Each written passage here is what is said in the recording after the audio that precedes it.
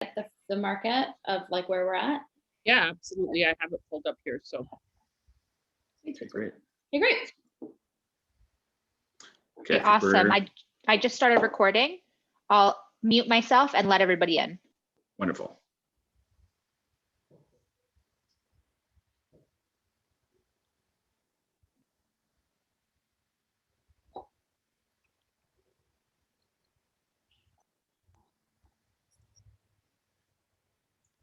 Peggy, can you just make me the host, please? yes, ma'am. As soon as I figure out.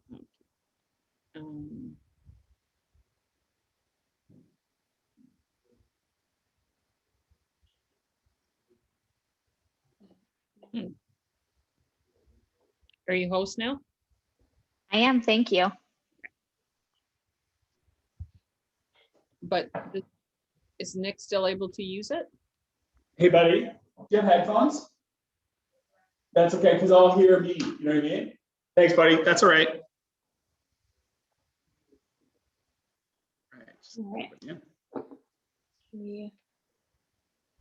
Okay, we are letting people in. We are getting started.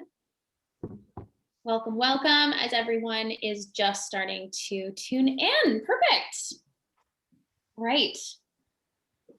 I think we'll just wait a couple seconds. Charlotte, is everybody in from the waiting room at this time? Maybe you can just send me a message and I think we'll get started. Perfect.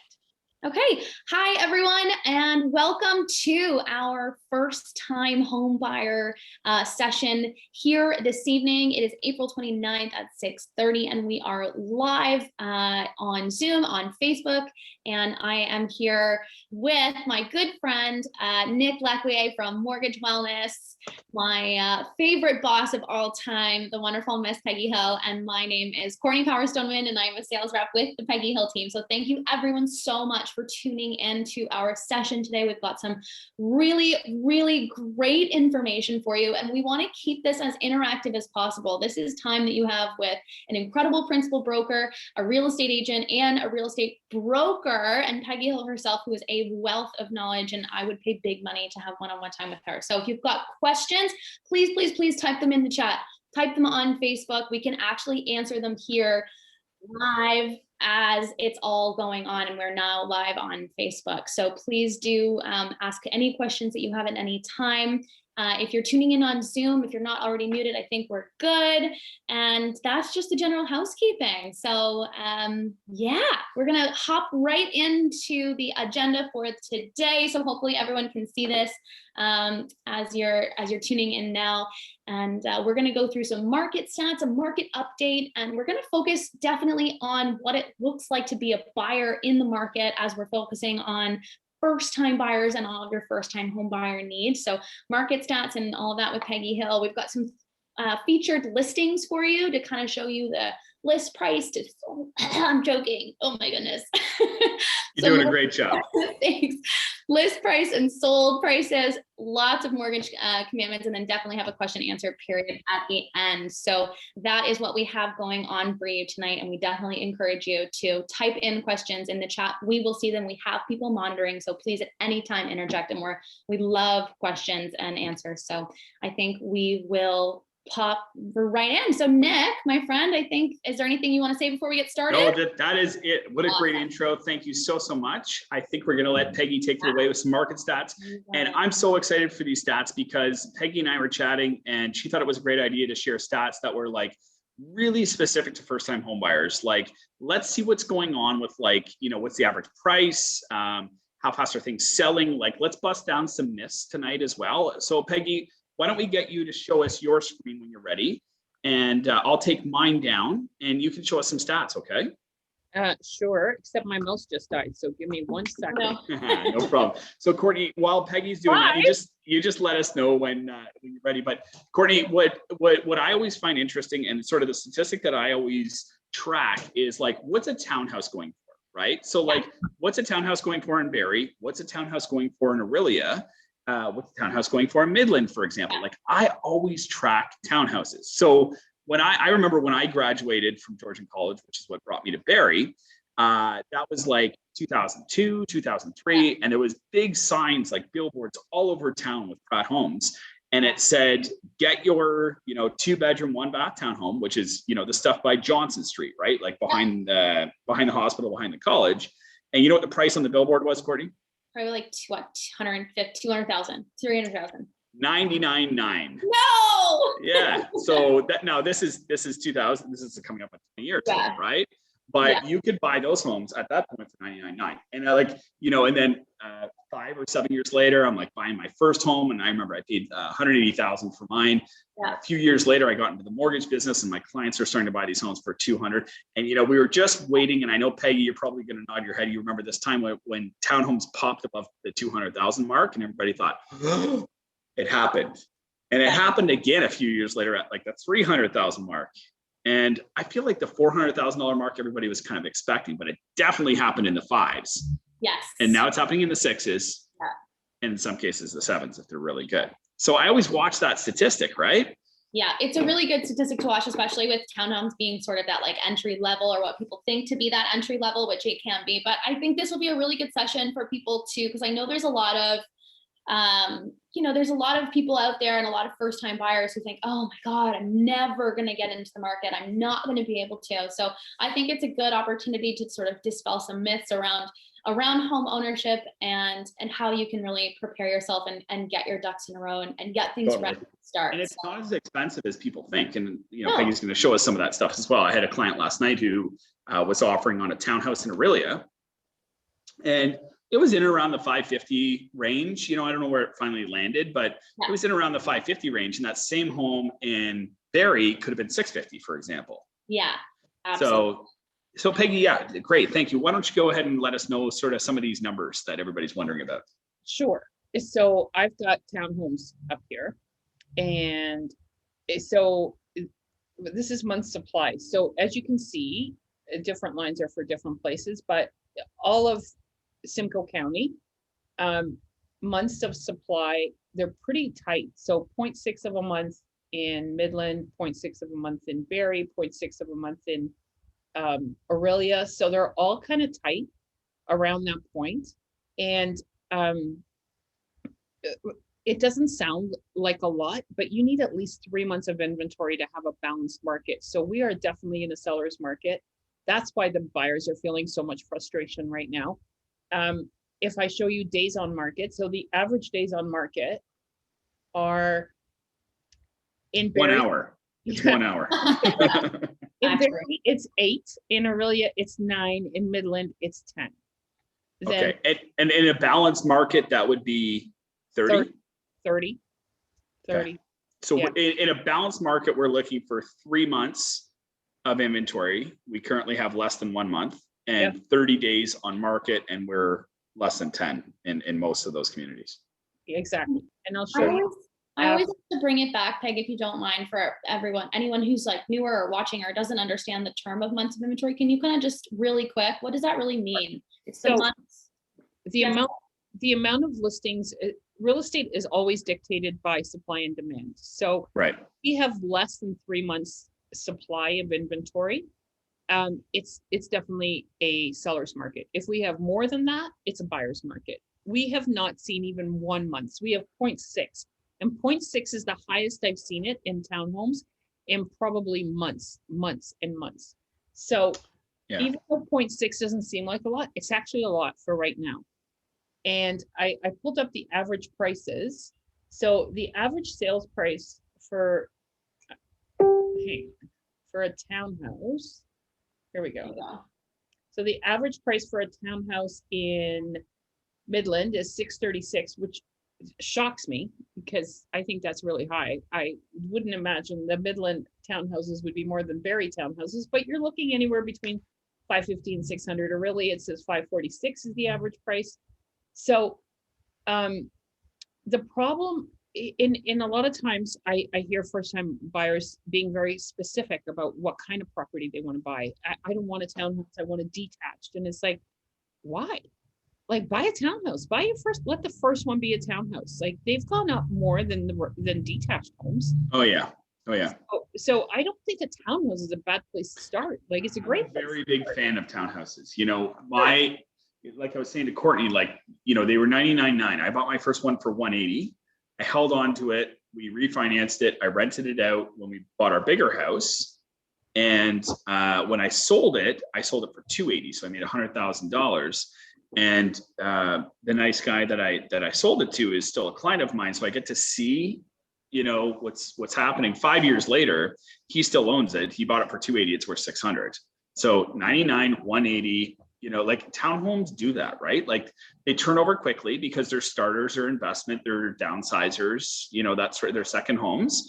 And for that reason, because they turn quickly, like what I usually tell clients, and I know you know this as well, is, you know, one sells for 500, the next one sells for 510, 520, 530, 540. Because they turn so quickly, that whole street's value is really coming up versus, you know, a great street in Sunnydale where there's not a lot of sales, for example. You're on a street where nobody sells, like Castle, for example. When one comes up, everybody goes, oh my gosh, they're asking what? Until it sells. Townhouses, they're constantly turning, right? So I love townhouses for all those reasons. They're great to buy, they're great to appreciate, they're easy to sell, they're easy to rent. And for first-time buyers, it's just like I always compare the real estate market to the stock market. I don't know why, I just do. Because to me, real estate is an investment. So if you're an investment, it doesn't matter what market you're in. But so when you're buying a townhouse, it's a very liquid asset. It's a lot more liquid than, say, a fully detached house for 800, 900, $1 million. Like that townhouse, if you need to sell it, you can sell it. So that's why I like townhouses, because they're liquid assets. And no matter what market we're in, you can always sell a townhouse. It doesn't matter. Even if it's a seller's market, buyer's market, you can always flip a townhouse. And I think they're just a great investment. Yeah, absolutely. And you know, one thing I was just going to ask you on here as well is, like, if Innisfil was on here, Innisfil would be the highest probably average price, right? Let me look. I'll move Aurelia. Sorry to do that to you on the spot, but okay, it's easy. And Innisfil doesn't have a lot of townhouses. Like they have a few streets sort of thing, right? Which is probably why it's skewing the average price of one. Okay. Yeah. Okay. Yeah. Very interesting. Yeah. I think Midland is high on there, Peggy, because there's actually quite a few of those townhouse new builds, and there's quite a few that are on the water, which also demand a lot of a higher price point. Those like nicer, newer townhomes on the water, which are still like 1,800 square feet, but they're not. Yeah. Yeah, I totally agree. Yeah. It's the highest price for a townhome. They come in at $652. Yeah. Yeah. That's interesting. Okay. Thanks for showing us that as well. But the good news here, folks, is this: the month supply. Like here we are. Notice how it's going up. That means we're coming out of a really tight market where, you know, there's no chance. Like you're gonna, like every house is gonna have 30 offers. That doesn't necessarily happen anymore. You just really got to know this market. And you were saying that in our investor seminar as well, like that you, Courtney, and the rest of your team were starting to see, like, you know, offer day comes along. There's not 30 offers. There's definitely one. You know, there's absolutely one. But maybe it's list price. Maybe it's slightly over list price. Maybe somebody gets some conditions these days, like, you know, short financing, short inspection. But, you know, that's the market that everybody wants. Right, the sellers want it as much as the buyers want it. We're all dying to get back there. We are all dying to get back there. Yeah. So things will change, and I think you were saying the highest point, like the most constricted market that we've seen in the last little while, was actually February. Second week of February. That was the prices peaked. The price activity was high. 100%. Yeah. Okay. Gotcha. Okay. So that's really good for, you know, anybody that's following along, potential first-time home buyers.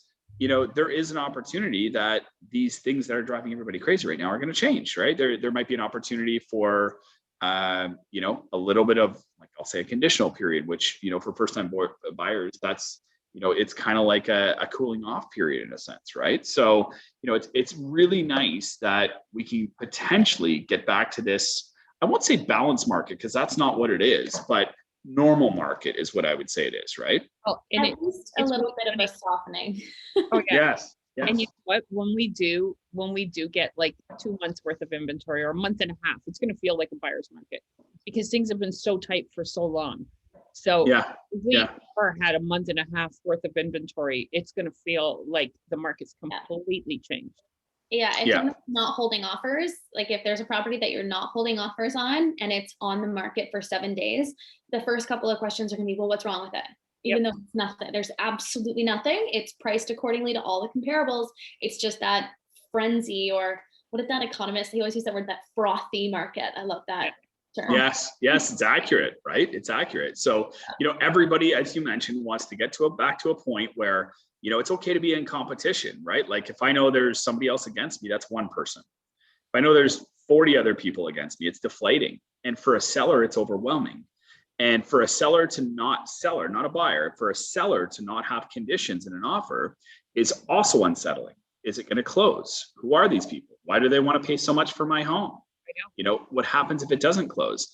And from a buyer's perspective, it's okay. Can I see it again? No, I'm sorry, you can't, and we should have opened with that TikTok video that I shared. Did you see that about the apple? The guy's selling an apple and somebody says, well, can I hold the apple? And he says, it's an apple. You know what you're getting into, and that's, it's an accurate depiction of, what was the real estate market even a month ago, for example. So let's, is there anything else that you guys want to share on market stats? Because I want to show the people on the call some really great listings that you'd sent me and how affordable they can be even in this market. You go, and the thing about these listings is that they're not old listings. These are recently sold listings. Yeah. So you can go in the vault looking for things that happened in 2019. These are all very current in the last 30 days. And the one thing I love about your team is that you're fair, and these aren't your solds. These are, I asked your team for 3 great sold listings. They sent me 12. 0 of them were sold by you. And all of them were just great deals. So what I did, in fact, was we took 2 of the listings that we covered in our investor seminar from 2 weeks ago, and then we added in a more recent one. When I say more recent, it was just, it's a little more recent than the others. But what I want to show is for those that were on our investor seminar 2 weeks ago, we showed that these houses can still be bought by an investor, rented out by an investor, and cash flowed by an investor, that there's an incredible opportunity for these listings. Now, what I wanted to show tonight was the same listings and the incredible opportunity that exists for a first-time home buyer to buy these homes and still have a very affordable payment, right? So what we have going left to right is a semi-detached, and in the center, a small detached, and then on the right, this one's really crazy. It's really great. Like Courtney and I were both like, it sold for what? And it's a great deal. And that's why I wanted to include it, right? There's still lots of these deals happening. So please, if you're watching along and you're a prospective first-time home buyer, don't think that just because these 3 homes have sold that there's not more like it. These deals still exist in this market, right? That third one, the detached, sold on April 18th. Yeah. And wait till you see what it carries for, Peggy. This is really great. So, the concepts that we're going to be covering tonight are minimum down payment, really great interest rates. I've used a fixed interest rate just to be, really safe and secure. The interest rate I used is 2.09%, which is widely available from just about any lender right now. So it's not like we're using deeply discounted rates or anything like that. It's a 25-year amortization. Is that a normal rate right now, Nick? That's a very normal rate for a first-time home buyer, 2.09%. Now, a lot of first-time home buyers are opting for variable rates that are in the ones, and fixed rates are just above that 2% mark. And I'll tell you what the fear is with interest rates. This is what everybody should be listening to when it comes to interest rates right now. Variable rates are very good because they're in the ones. Fixed rates are very good because they're in the very low 2s. But I'll tell you what the fear is here, okay? The fear is, if I say 1 point something percent to someone, they don't hear the something. They just hear 1, right? They hear 1, they think 0. When I say 2, they think 10. Like 2% is not a bad rate is my point, right? If I say 2%, they hear high. If I say 1 point something, they hear low. But the 1 point somethings are variable rates, and the 2 point somethings are good fixed rates. So my advice for virtually every first-time home buyer is take the 5-year fixed rate. It's safe and it's secure and it's right around 2%. I know, Peggy, you're very opinionated about this because we've talked about this, and you said every single one of my buyers, and in fact, you said every one of my kids should take the 5-year fixed rate because your generation has seen double-digit interest rates. My generation didn't, and Courtney's generation certainly did not see it. Like, I mean, I don't think, Courtney, your generation has even seen anything in the 3s. I think, you know, that your circle and the people around you have maybe are in the 2s. I have a 3. I have a 3.9. Okay. Okay. All right. I spoke too soon, but not a 4, not a 5, and certainly not a 12. No, certainly not. But Yes. you know, what I mean, Nick, that variable rate is like gambling in Vegas. Yes. And you would go gambling in Vegas if you had a lot of money and you didn't care. But why would anybody take a gamble on the interest rate staying that low? Like, so, you know, I think it has a lot to do with personal circumstances. And, you know, let's just say, Courtney, I'll use you as my example. So young married couple, no kids. And, you know, if a lot of people around you, your circle, your friends are moving up. Okay. So they're taking their first home now, they're selling it and they're moving up. Yeah. So if Courtney said to me, Nick, you know what, we kind of, we skipped the condo stage. We skipped the townhouse stage. We bought a bigger home. We overbought for our circumstance at the time. We've grown into that now, and we're actually really comfortable where we are. We don't want to move up. We just, you know, maybe we want to renovate a little bit or something. And, you know, our house is really comfortable. We can afford it, no problem. I would say, Courtney, this is a great opportunity to take a variable rate in the 1s. Yep. Pay it down, because the more you pay it down, the more impact it's going to have because of that rate as well, right? And that's a great circumstance for you. Now, the people that we're going to be talking about today, you're going to see, you know, prices are up, rates are down. The monthly payments on these homes with property taxes all float around that $2,500 a month mark. So if I had 2 first-time home buyers in their first careers, and you know, the money was, the numbers were tight, right? Like, you know, it was tough to get people into that home. I would never suggest a variable rate, right? But if it's safe and comfortable, if they're under buying for their budget, you know, Nick, I know you said we qualify for 800,000. We found this really great listing over here on Garson for $557,000. I might suggest a variable rate for that home, for example. But generally speaking, first-time home buyer, 5-year fixed rate. That's my suggestion. Peggy, I know that's yours, and Courtney, I know that's probably yours as well. Yep. Okay, let's get into some numbers. So this first one is semi-detached. Peggy or Courtney, maybe you can tell us a little bit about the area at Sylvia Street over Buckworth. Good growth market, right? Yeah. Yeah. Great growth market. I love Sylvia Street. I think it's a good little area. It's still close to the highway. It's still close to downtown, like with downtown the way that it's going. Yeah, great little spot. Yeah, and you know, in our investor seminar 2 weeks ago, if anybody wanted to see the power of growth, we covered this listing and I showed the original purchase price of this property as well. It was in the 2s, and it wasn't 20 years ago. Like we're talking in the last 10 years, it was in the 2s. So listed at $499, sold for $565. Guys, you like this is quite normal these days, right? It's not 200 over asking, it's not 300 over asking. This is about 10% over asking price, right?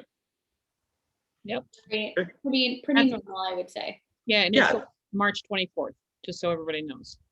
It's a month, right? Like these are new active homes, and there's lots of these on the market right now.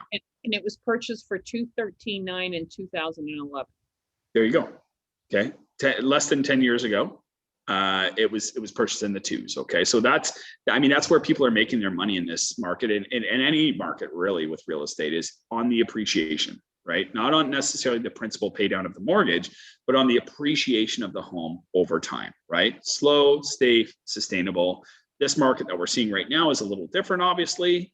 I mean, it's great for sellers. It could still be great for buyers. We showed everybody that 2 weeks ago in the investor seminar. So if you want, go back and watch those stats, right? Because I mean, they were really great. We showed that each one of these homes can still be bought today and produce significant returns in 5 years. And that goes for first-time home buyers as well, right? Because the homes are going to continue to appreciate.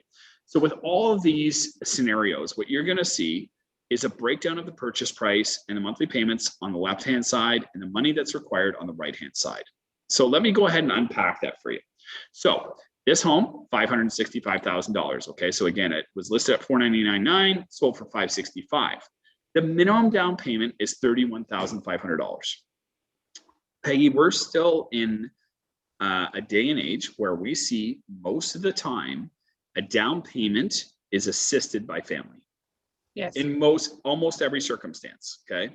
And for the first time home buyers on the call, I would tell you, ask, because most of my conversations that I have with first time home buyers, the down payment is limited. They don't have all of it. They're looking for a savings plan, and I can certainly help clients with that as well. But, once we start asking family, is there an opportunity for some assistance here? Usually the answer is yes, or kind of, meaning I can help you a little bit, So the down payment on this one is $31,500. Now, the reason I say minimum down payment, I don't want to get everybody caught up too much in the rules or the metrics, but it's 5% down on the first 500,000 and 10% down thereafter. So it's a graduated down payment. That's why I say minimum down payment. It's $31,500. Now, always the case with less than 20% down, you have to pay Cmhc Insurance. There's actually 3 companies that offer that insurance. Cmhc is what we refer to as like the Kleenex brand. It's the one that everybody refers to. So you may hear me say Cmhc, and that's the insurance premium. So anytime you have less than 20% down, you have to pay an insurance premium. That's insurance for the bank that if you default on your mortgage, the bank and their loss is covered. Okay, so let's go back 50 years ago, and the government would come to the banks and say, okay, we want Courtney and her husband to purchase their first home. The bank says, great, let's do this. And they said, but they only have 5% down.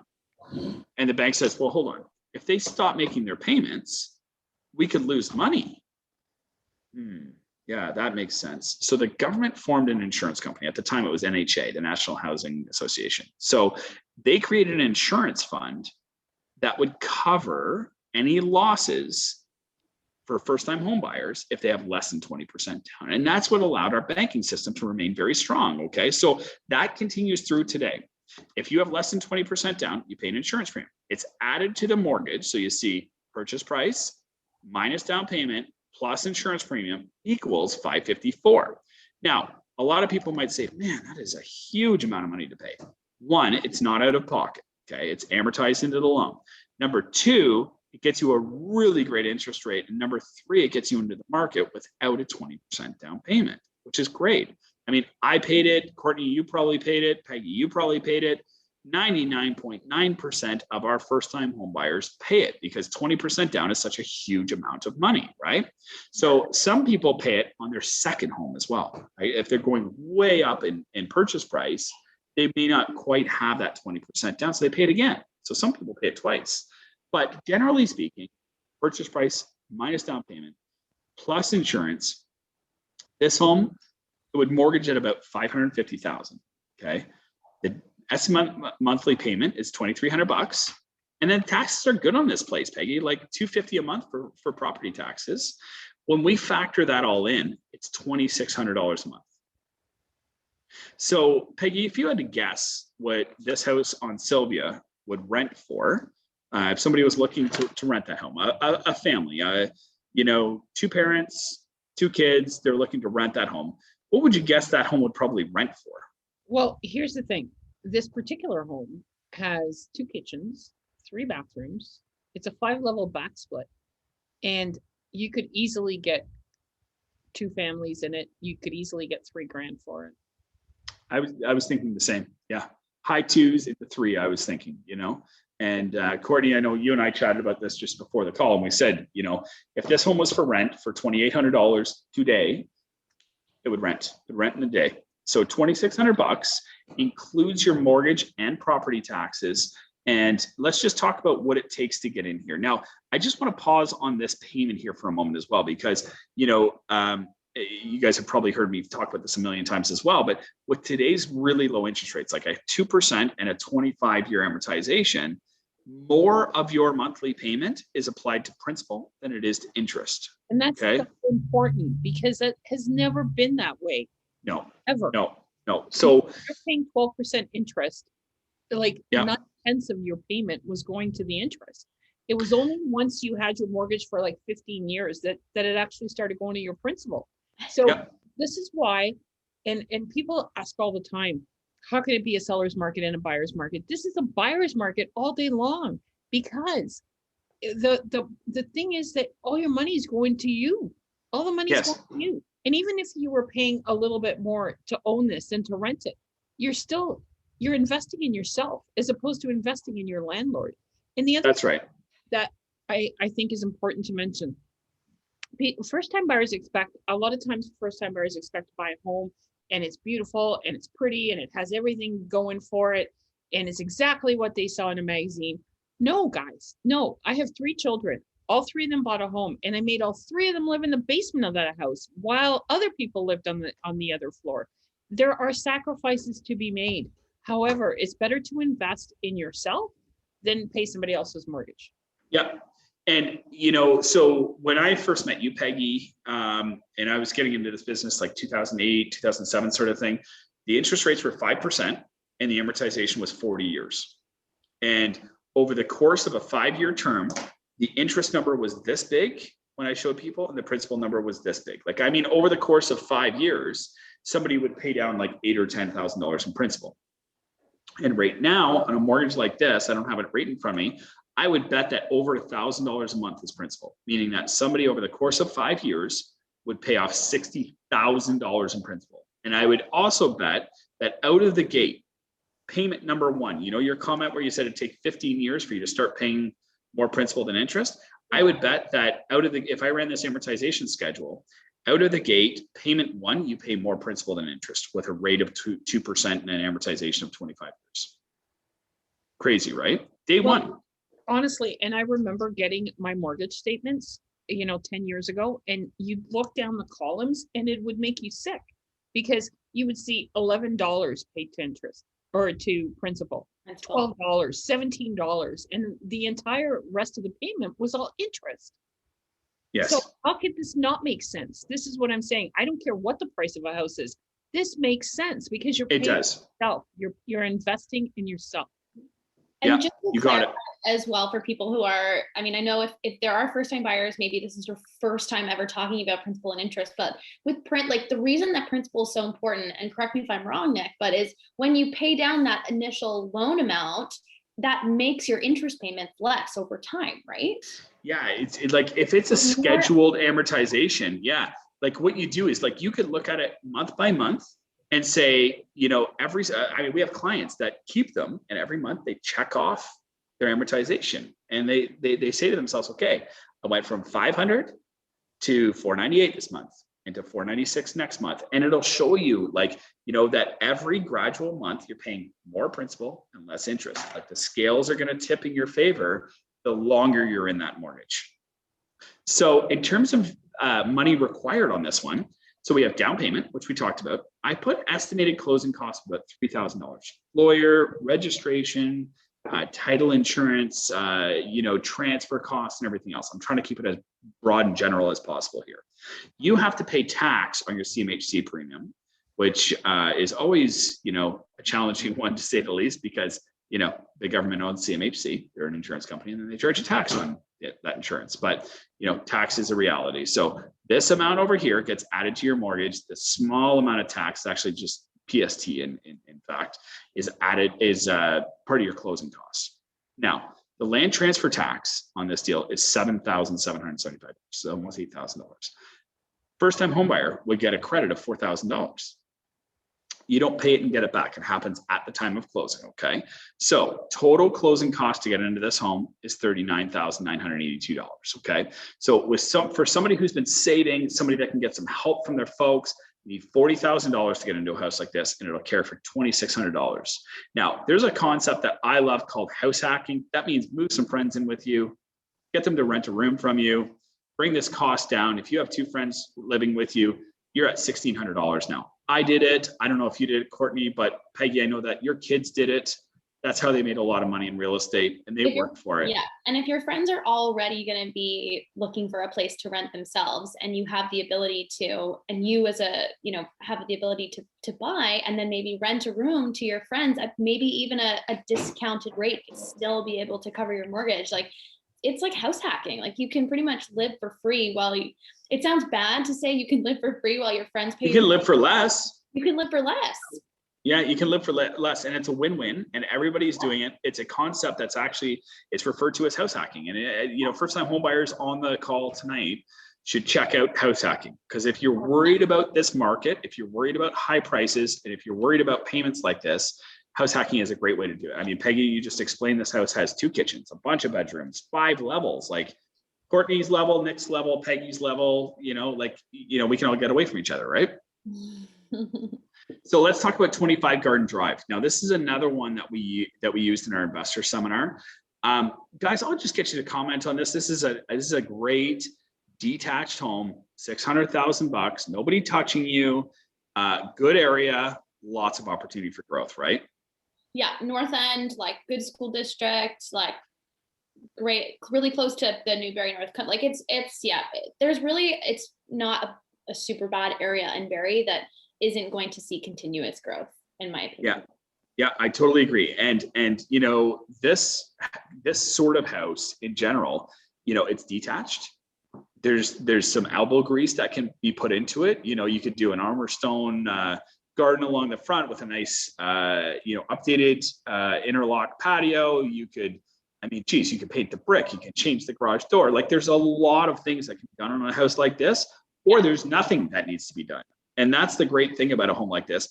But it is, a first-time home buyer's dream, because, you're not touching anyone. It's $600,000, and it's going to continue to appreciate like crazy, So I think it's a really great deal. I wanted to show, this last one that we showed was 565.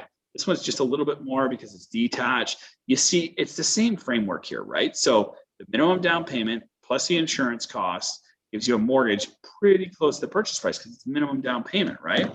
And then on top of that, today's really low interest rates and really great tax payment, to be honest with you as well, is $2,800. This is another great house hack, right? Like, rent out 2 bedrooms, bring the cost of the home down to the teens, like $1,800, $1,700. Now, again, we mentioned, over half of this payment is principal. You're putting like $1,300, $1,400 back in your jeans in the long run, right? So, I mean, if you're only paying $1,600 to be there, you're really just paying yourself, the principal, and maybe some taxes, right? And to get into this home, very similar, you have your minimum down payment, standard closing costs, that PST on your CMHC premium. Let's not forget the first-time home buyer tax rebate, okay? It comes off at closing, $45,000 to get into this home. Now, again, this home is going to rent for $2,800. No question in my mind, right? And Peggy, how fast would this house rent if it was for rent? You'd have a line on the first day.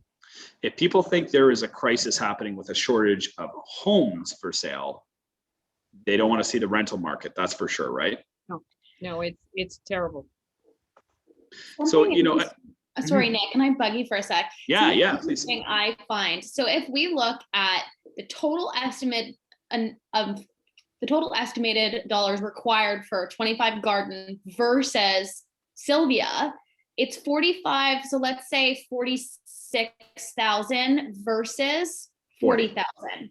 And the difference in purchase price was 611 on this versus 565. So what I find so interesting, and what first-time buyers really need to hone in on when they're thinking about, of course, it has to be within your approval level, right? If you can't afford over 600 and your approval amount is under 600, then of course you need to stay within that. But if you can afford, let's say, up to 625 and you've been pre-approved for that, not that I'm sitting here saying everyone needs to go to their max, but when you break down like this, that's what, a $40,000 difference in purchase price, but a $6,000 difference in the amount of actual cash you need to go from 565 to 611. Yeah, and $200 a month. And $200 a month in mortgage payments. So I think that's a really interesting comparison to say to people, because I know a lot of first-time buyers struggle with, well, I have the affordability up to X, but I'm only willing to pay the lower amount, which if I totally understand if people's budgets align, but when you really break it down like this, it makes it really interesting to see how much it's actually going to cost you monthly and in cash. Totally agree. Yeah, great, really great point to make. I mean, and we are also talking about a semi-detached home to a detached home. So I know that you talk to people all the time who say, yeah, I won't buy a house if I'm attached to somebody. No problem. It's going to cost you another $6,000 in closing costs and another $200 a month. Right. Yeah. So if you break it down that way, I mean, Garden Drive is probably going to appreciate faster than Sylvia for that reason. It's detached, right? Yeah. So let's not talk about the extra purchase price, right? The extra $40,000, $50,000, whatever it's going to be. Let's not talk about that. What's that? $46,000. Thank you. Yes. So let's not talk about the actual $46,000 cost difference. Let's talk about the fact that it's an extra $6,000 and it's an extra $200 a month. Yeah. So, you know, I take Peggy out to look at homes if I was you, and Peggy says, I don't want to be in a home where I'm touching someone else. No problem. I wish sometimes you could put them side by side on a street and say, okay, 2,600 and 40,000, 2,800 and 46,000. Not price aside, okay? Because like the price has to make sense, but we know it does in this circumstance, right? Yeah. And then of course, there's always going to be the jewels. Yes. So this one, like, you know, we were Here getting being ready. like, I should have probably bought this house. Yeah, all three of us said that. Like we were getting ready for the presentation. All three of us were like, huh, okay. Well, how do we miss that one? Right? Like this is good. They go so fast now that like, I mean, who knows if we would have seen it. It was 5 days on the market, man. It was, eh? You missed it. Wow. Okay. All right. It was listed for $499, sold for $557.5. 10% over basically. April 18th. This is a great deal. Congrats to anybody who bought this home. Congrats to the sellers as well. Like, you know, like it's still 10% over asking. Great deal. I mean, there's no garage, so it's not like it's, you know, it would have gone for 700,000, for example, but this is great value, like really, really, really great value. 5 days on the market. Maybe the buyer had some time to think about it. 557. I love this house. I would buy this house. If this house was for sale today, I would buy it. Courtney, you would buy it. I would buy it. Peggy would buy 2 of them. Totally. And I mean, it was dated inside, guys. I'm not gonna lie. Yeah. So what? Who cares? Yeah. You know, eventually you can do floors. Eventually you can paint. Eventually you can change out the kitchen. Nothing needed to be done today. Yes, exactly. So, you know, very similar numbers to the last 2 that I showed as well, which is, you know, $2,600 a month, $40,000 required. Okay, so I won't break it all down because we did that twice already. I don't want to bore anybody, but you know, the same first-time home buyer credit, the monthly payment of $2,600, the closing costs of closing costs and down payment, so money required of $40,000. So $2,600 a month, $40,000 required. Beautiful detached home. I love this house. Even if it's, I think it's even more desirable, Peggy, for the fact that it needs a little bit of work. I mean, people want to get their hands dirty a little bit, right? Like they want to do the floors, they want to paint, they want to replace the trim, right? Well, I don't think there's anything worse than buying a house and it has a new kitchen and you hate it, or it has new flooring and you hate it, and you have to rip out brand new flooring to put in flooring. So at least with this one, hell, it all needs to be done. So go at it.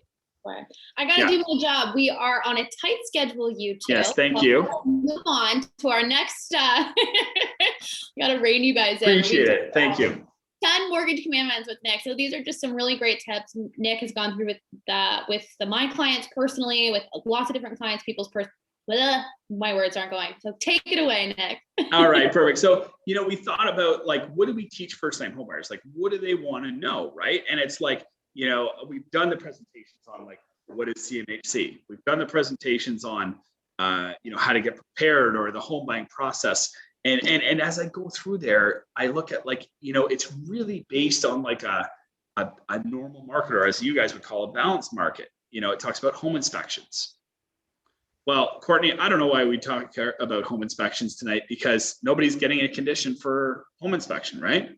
No, not anymore. But what's really good about, as long as you have an agent on your side who's going to help you do the work ahead of Yes. time, you can still do your due diligence and take much less of a risk by having the home inspector pay the home inspector $100 to come in and look at all the big things during your half an hour or hour appointment.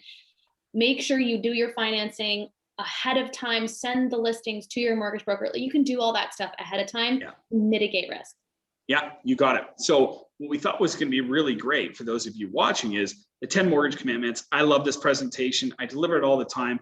This is everything you need to know to not only get prepared for the home buying process, but the things you need to know while you're going through the home buying process. So this is great for like prospective home buyers.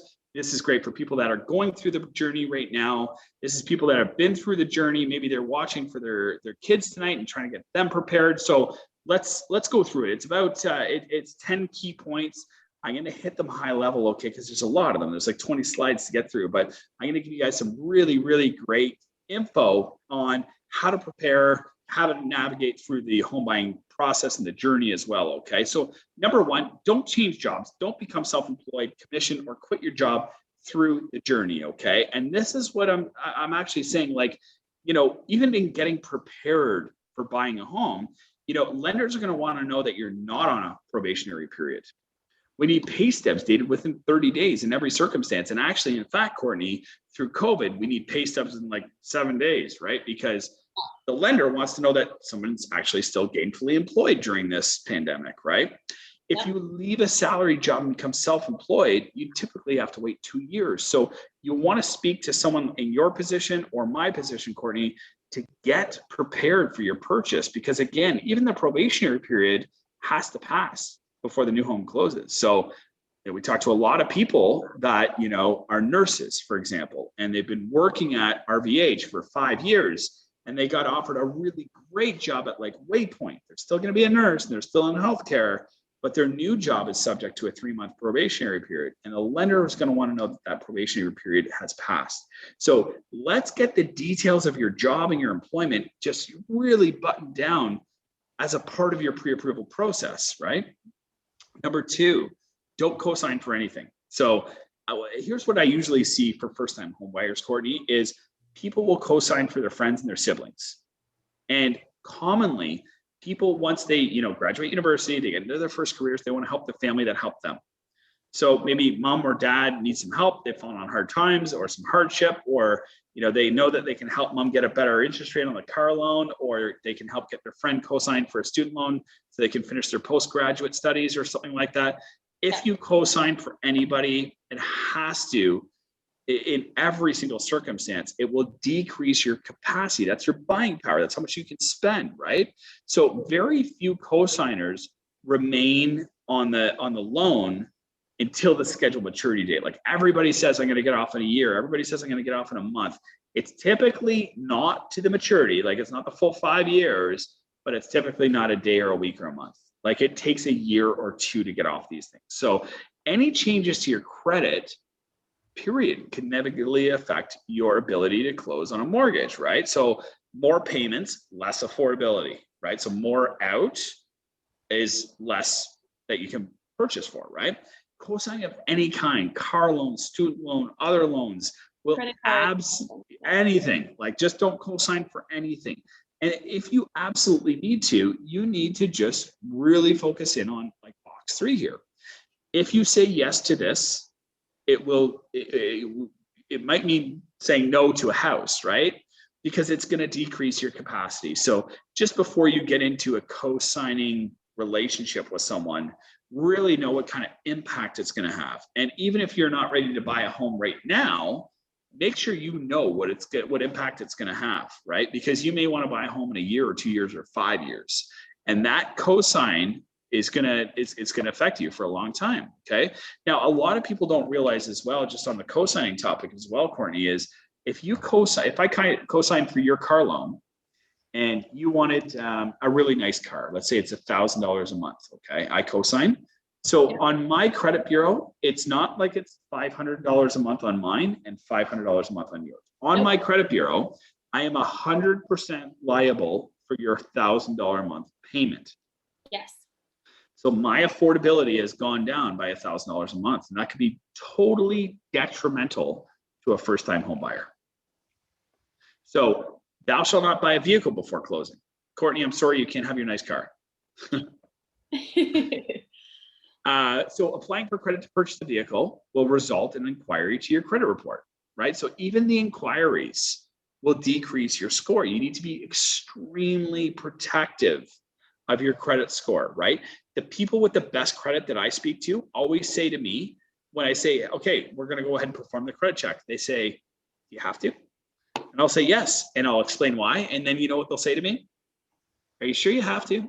They're incredibly protective of their credit, incredibly protective, okay?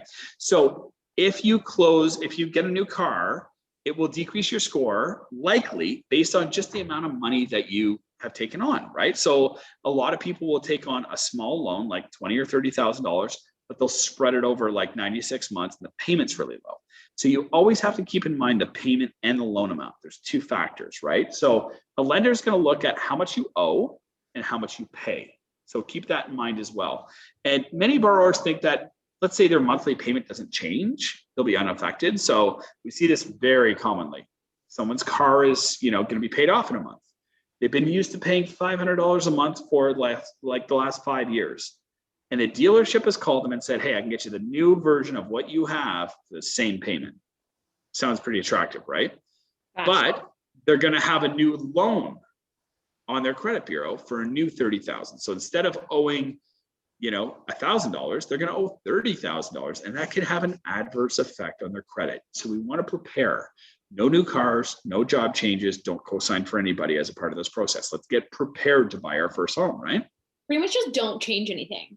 Don't change anything. Exactly, right? Yeah. Just- Yeah, exactly, right? So don't use your credit cards excessively or make any late payments, okay? Your credit bureau for buying your first home is your resume. It's like your high school transcript when you're getting into university, okay? Let me see what you've always done, because your past was likely going to predict your future. That's the way that banks think about it, okay? Now, a lot of people will say, well, that was the old me, this is the new me. Okay, let's build the new you. Let's show you how to build new credit. And if you need help doing that, reach out to Peggy's team. They'll hook you up with us, and together we'll guide you through the journey and get you prepared. So it is very important that excessive use of your credit cards in any case could negatively affect your scoring. That could carry through, okay? Now, credit cards ebb and flow. You use them, you pay them. You use them, you pay them. But if you don't pay them, it is the single most important thing on your credit bureau is making those payments on time. Not how much you owe. I talk to a lot of people who, graduated from Queens or Western, and they carry a lot of debt, student loans, credit cards, car loan. And they'll say, I have a lot of debt. I pay it all, but I have a lot of debt. And I'll say to them, are you sure you pay everything on time when it's due? And they'll say, before it's due. And I'll say, hey, listen, I guarantee you have great credit, because utilization is not weighted the same as late payments. I'll say it again, okay? Utilization does not matter as much as late payments. Somebody who owes $0 today, but has always made late payments, will have terrible credit. If Courtney graduates from Queens and she has 2 student loans and a line of credit and a credit card, 2 car loans, and she's always paid them on time, even if she owes $200,000 in debt, she will have a better credit score. I mean, far better credit score than the person that has 0 debt and has always made their payments late. Pay your stuff on time. It is the one most crucial thing to becoming a first-time home buyer. I talk to people every single day. It's incredibly sad. They have the $40,000 required. They have the $50,000 required. They have jobs that they need, and they don't have the credit they need. And there's not a thing that we can do for them. Okay, it's the most important piece of the puzzle. Avoid consumer credit cards like Home Depot and that sort of thing during the home buying process. Okay, let's keep it simple. Inquiries alone, if you're credit seeking, will bring your score down. Yeah, go ahead, Courtney. I was just going to say, something I've come across as well with some buyers is saying, oh, I'm great. I don't have any credit cards. I don't have any credit cards. That's not, my understanding is that's not necessarily better than having credit cards. Right. It's all about making the payments. Like someone who has a credit card and makes their payment on time is going to have a much better score than someone who doesn't have any credit cards and doesn't have any credit. Yeah, like a credit score is just that. Like it's your resume, it's a transcript. You know, if you want to apply to the best university in Ontario, let's say Queen's, for example, okay? Yes, it is the best university in Ontario. I thought you were a Western graduate. No, I'm a Queen's grad. Okay, so if I knocked on the door of Queen's and I said to Queen's, may I come to school here? They would say to me, let me see your high school transcript. Yeah. And if I said, oh no, I don't believe I in don't have grades. Yes, I don't believe in grades. Never got Yeah. a test score again because I don't like them. I don't like taking tests. You know what they're gonna say to me, right? Yeah, take a hike. Right. So likewise, if I walk up to a bank and say, I'd like a mortgage, please, and they'll say, I need to see your credit bureau, and you say, never had credit, never done a test before. I can't tell you how good I am at it, repayment, because I've never taken that test before. Yeah. That is your test, right? Yeah. Your test, as far as the bank is concerned, is I give you a credit card, and I'll give you a credit card for, let's say, 2 years you've had it, okay? So you've had 24 opportunities to pay it on time. Yeah. How many did you get right? 100? Great, you have wonderful credit. Now let's do it again. Because if you said to Queen's, I've only ever taken one test in my life and I got an A+. Are they gonna let you in? Now you got to take multiple tests. Right, multiple credit cards, multiple lines of credit, multiple loans, okay? Get them, pay them, treat them well, and you'll get into Queen's, you'll get a mortgage, okay? Perfect. It's a good analogy, I think, right? Great analogy. It's awesome. Okay, perfect. Number 5, yeah, If, yeah. if you wanted my credit report and I said, I'll get it for you, I'll pull it and give it to you, is that a thing? So a lot of people ask that question. It's a very, very good question. It's becoming more common with like Credit Karma and you know, all these, like if you bank with Scotia, you can get your credit report for free. I think there's a few other institutions that are doing it now. That is great. I mean, again, the people that watch their credit, know their credit, and protect their credit have the best credit. I guarantee you. I open conversations by saying to people like, you know, do you know what your credit looks like? And the people that say, I don't know. How good do you think their credit is? Not good, because I know exactly what my credit score is. Right. I'll And likewise, the people, but I will tell you the credit score. yes. So exactly. So, you know, if I said to somebody, how is your credit? And they say fabulous, I know it's fabulous. And likewise, if I ask somebody, how is your credit? And they say horrible, I know it's horrible. And if somebody says, I don't know, it's usually not great. It's not usually terrible. If it's terrible, bill collectors are calling. Yeah. But if they say, I don't know, it's usually like it needs work, right? So, you know, G.I. Joe said, knowing is half the battle. So you got to know, right? Like do your homework, reach out to Peggy Hill's team, reach out to my team, reach out to Peggy's team, click on Trusted Advisory, you'll find me. And for anybody that's watching tonight, I'll pull your credit bureau and I'll give you a line-by-line, one-on-one diagnosis of your credit bureau to show you exactly what you should be doing. I mean, Peggy, you know, Peggy's a personal client as well. When I do Peggy's mortgage, Peggy, you know, I go through it line by line with you. And I'm like, Peggy, keep that credit card open because you've had it since 1998. This one, close it. Okay, that Home Depot card. She's like, I've never used that. I don't even know why I have it. Close it. You know, it's just one more thing. You don't need it in your life. So know your credit. It's not a bad thing to close a credit card then. Nope. Okay. Nope. You want to keep the good ones, get rid of the bad ones. Okay. Old credit is better than new credit. Okay. Because, you know, again, to use the transcript idea, right? So, hi, Queen's University. I get straight A's. How long have you got them for? 2 months. Hi, Queen's University. I get straight A's. How long have you got them for? 16 years. Peggy has a credit card for 16 years. She does not want to close it. She's made her payments on time, as scheduled, before they're scheduled for 16 years. That's a perfect credit card to keep. Okay. Okay. Don't spend money you have set aside for closing. Okay. So what I wanted to strike home with on this one is people need to save up down payment and closing costs. I showed that in the previous slides. You can slide the time bar back if you're watching this after the fact. And go back to those scenarios, but you need down payment and you need closing. Okay. So we want to budget for that. If you don't put money away for closing costs, you will have a surprise because on those homes that we showed you earlier, Peggy, you remember seeing that the land transfer tax alone on some of those homes was $8,000. Yeah. So having enough for down payment and closing costs is critical. And maybe a little bit of reserves. And that's where I usually find parents come in, right? Like ask mom, ask dad, can you help? Ask grandparents. There's a lot of people that are doing, as you know, as morbid as it sounds, a lot of people are doing living wills now. people are saying, you know what, I want you to enjoy this money while I'm here. Here's your money for your house, right? And you know, to most parents, they're able to give a gift or a living will or a repayment. I mean, we see this all the time. Parents will say, okay, I give you $40,000, my daughter Courtney. You guys are going to buy your first home. We know that in 5 years, it's probably going to go up by $150,000. And when it does, and you sell or refinance, can I have my $50,000 back? And you're like, hold on, you're going to give me $50,000 for 0% interest. And all I have to do is give it back to you in 5 years. And I know I'm going to make $150,000 on this house. Done. It doesn't always have to be a gift. It can just be assistance. It can be help. Okay. Your parents can give you the money and you can give it to them back when it's time. Does that make sense? Yeah. And I most think- people, and most parents, which is what I did with my kids, have a line of credit on their home or have equity in their home, especially in this day and age, tons of equity. Take some of that, lend it to the kid, have them pay it back, whatever the case is. It's just, there are ways of doing this and you just have to be open about it. That's it. So it doesn't have to be a gift. It can be a gift now with a repayment in 5 years. Okay. And closing costs, like maybe the first time home buyer saves up their closing costs and then they borrow the down payment from their folks only to be repaid in 5 years, for example. Because even first time home buyers need to prove that they have closing costs available. Okay.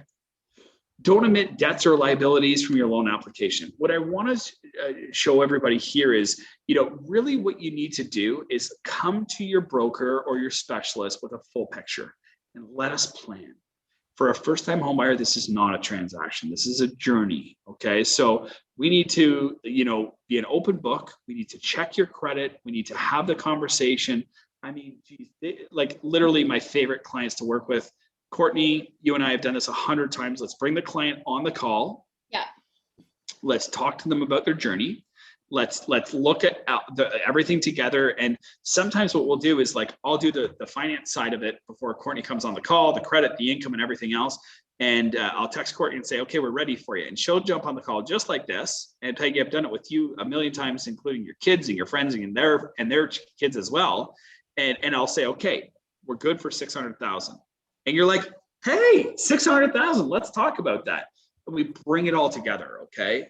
But then what we'll do is we'll also talk about the milestones. And this is what I wanted to include in this slide. So like, you know, let's get that credit card paid off. You know, there's a small collection from when you were in university. We know it was 10 years ago. And we know it's $40. Let's get it paid off. Like, let's open the books on this. Let's start to plan, okay?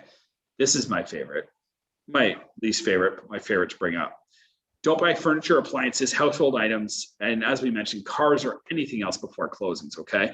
Large purchases causing deductions in your bank account, inquiries on your credit report, or additional debt on your credit cards could jeopardize your deal, okay? And first-time homebuyers don't often realize this.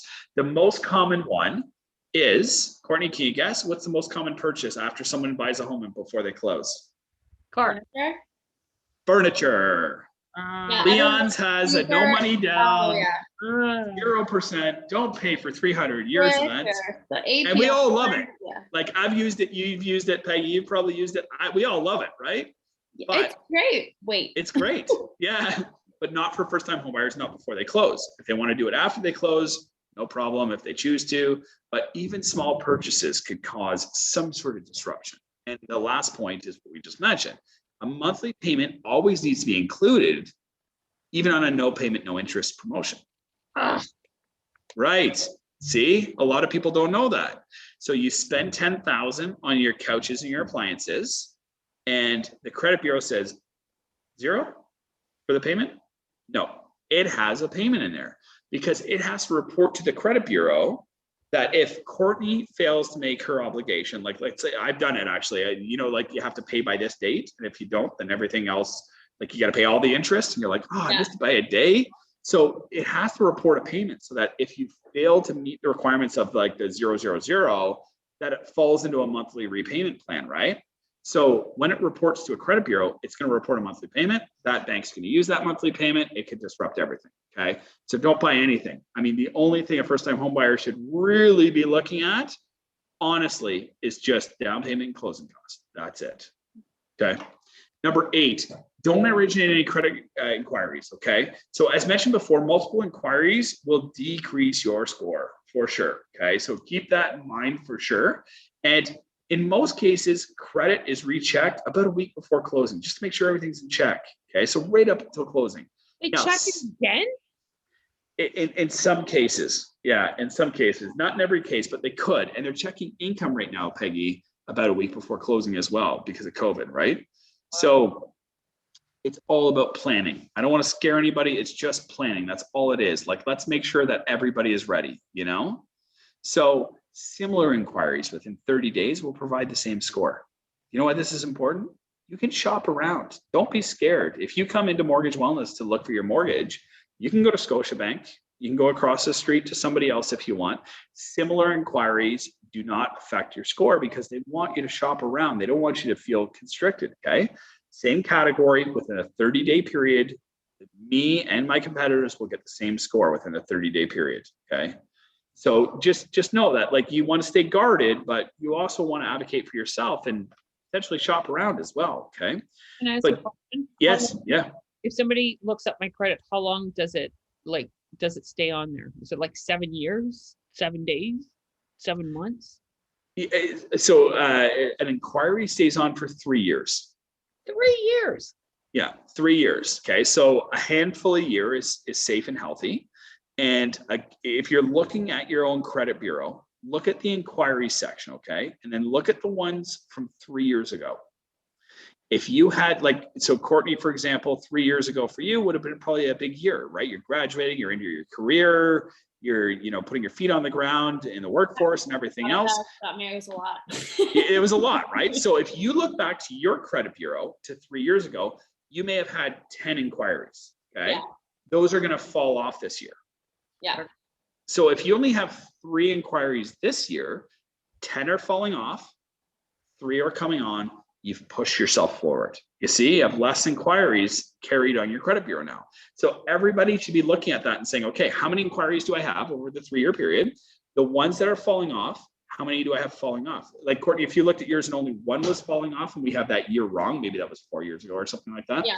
If only one was falling off, you would really want to try not to put any more than like 1 on your credit bureau this year. Yeah. I mean, within reason, right? But that would kind of be the goal. So thou shalt not make large deposits without first checking with your broker, specialist, or anybody else, okay? Satisfying down payment, I can't stress this enough, is the most difficult part of the journey, okay? Banks hold us incredibly accountable to down payment. So any amount of money over a certain amount deposited into your bank has to be explained, okay? I'll say it again. This one particular number, I'm going to get Courtney to guess how much it is in a moment. Okay. This one particular number, if anything more than this number is deposited into your bank account, you have to explain where it came from. You know what that number is, Courtney? 3,000. 1,000. 1,000. I was going to say 1,000. Yeah. $1,000. Okay. So how many times do you think that's a problem for us? I actually was working with one of your team members, and she showed me a picture of her desk. Like, no, I couldn't see any information, but she showed me a picture of her desk, and she's like, down payment verification tonight. And it was like, I was like, oh my, and this was a rather significant down payment on a That's right. home, but I was like, oh. Yeah. Yeah, and that's it. Okay, so people will say, I'll say, where did the $2,500 deposit come from? Because I need to answer to First National, for example. And they'll say, I sold a boat. And you know what I have to say? Can you send me the bill of sale? Yeah. And they'll say, I didn't have the bill of sale because I just signed the ownership. I'm like, can you text the guy that you sold the boat to and see if you can get a bill of sale? It's really difficult. It's really, really difficult. And, you know, cash under the mattress has to seed for 90 days. Right? So if somebody has, you know, there's a lot of cash businesses, a lot, you know, and cash deposited into the bank has to seed for 90 days. So if somebody has $30,000, I mean, the three of us and everybody watching knows you can't just walk into the bank with $30,000 in cash these days. You can't. So that means it has to seed or get deposited on a slow and consistent basis or with an explanation or something like that. And, the third box that you see there, bill of sales and gift letters are always required where applicable. But what I want to talk about is that they are applicable. Like if it's a gift, if it's a bill of sale, if you sold, we have a lot of clients who he's into cars or she's into collectibles, or maybe she's into cars, for example, and, they sell their pride and joy to buy their home, right? They sell their collector car, like their, the jacked up truck for $30,000, or tools or trucks or trailers or whatever to buy their first home. Just some bill of sales. That's totally normal. But again, the source of deposit required is anything over $1,000, because abnormal deposits or large deposits have to be confirmed. And then, to your point on down payment, don't change bank accounts. Let's plan for this. Okay. So when somebody comes into our office, via Zoom these days, we talk about down payment, and I'll say, we get into the assets and I'll say, Courtney, tell me about your savings. Tell me about, how much you had had a chance to put aside. And you'll say, I have $16,000. And I don't go to, okay, well, you're going to need 40. So that's not enough. We go to, okay, how are we going to save it? And in that $16,000, where is that money? Is it in checking accounts? Is it in savings accounts? Okay. So 3 months bank statements are always required. Okay. So keep everything in one account. You see here, it says transfers will create a need for 3 months bank statements for 2 or more accounts. Okay. So just, if we see people that transfer everything into one account when they're ready, like I have 10,000 here and your husband has his 10,000 and we have a joint 10,000. It's going to be easier if we put all 30,000 into this new account that we opened. Now I need 3 months, 3 months, 3 months, and I got to tie them all together. So like my team member who you're working with, sometimes I'll walk into their offices and there's piles of paperwork with like strings attached to them. Like this money went here and this money went there. So we want to make it as easy as possible for people. So just plan, okay? Let's get way ahead of the process. If any first-time home buyers are watching this tonight, reach out to Peggy's team, reach out to me. We will start this journey. We will start planning for you. We'll jump on a 3-way conference call. We'll start talking one-on-one, 3 people together about the journey and what it means for you. And your conversation with my team is going to be that. How much money do you have? Where is it? How can we start saving? Or if you're ready, let's send me those bank statements. I want to look at them now because I want to make sure there's no NSFs, there's no overdraft, there's nothing bounced, there's nothing coming out of there. Redacted bank statements. You know what redacted means? Blacked out. You can't send those in. They have to be wide open. So let's get those bank statements as clear and concise as we can for the lender, right? So that there's, down payment for a first-time home buyer is unfortunately one of the most difficult parts because, most people fail to plan. Let's take that out of the equation and let's make it a really enjoyable journey for them where, maybe just getting a house in this market is the most difficult thing and not confirming down payment, for example. So my friend Elaine is on this call. Hi, Elaine. Hi, Elaine. So if her daddy, yeah, a really nice guy, gave her some money to buy a house, how long has it got to sit in her account before she can use it? So that's a little different. A gift just requires a gift letter. So every lender has a standard gift letter and it says, Elaine's dad, let's call him Steve, is giving a gift to Elaine. So it says donor recipient amount, date, relationship, and they both sign it. We accompany that with the actual deposit, and that's that. So there's no hold up. No, not on gifts. No, not on gifts. Yeah, just on like your own funds, right? Because again, we just want to show the source of the money, and showing the gift letter is the source of the money. Okay. Right. So that's the important thing on that. Gifts are very, very, very common. Probably the most common when it comes to first-time homebuyers, right? Courtney, my favorite one's the pineapple one. Oh, booblies?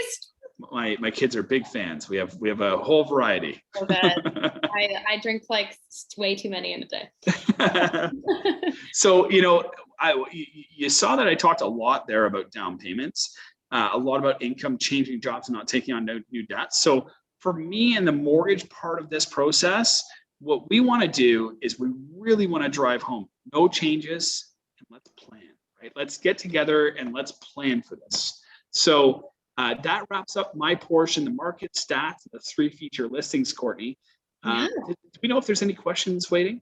No, I don't think so. I think there wasn't too many tonight, but as always, if other questions, I know sometimes people can be reluctant to ask a question on these things. So if you have personal questions that relate to your situation, reach out to Nick and his team at Mortgage Wellness, mortgagewellness.ca. Reach out to the Peggy Hill team. You can contact me, Courtney at peggyhill.com, or call the office. All of our information, you can find us all over our Facebook page or online. You can just reach out at any time.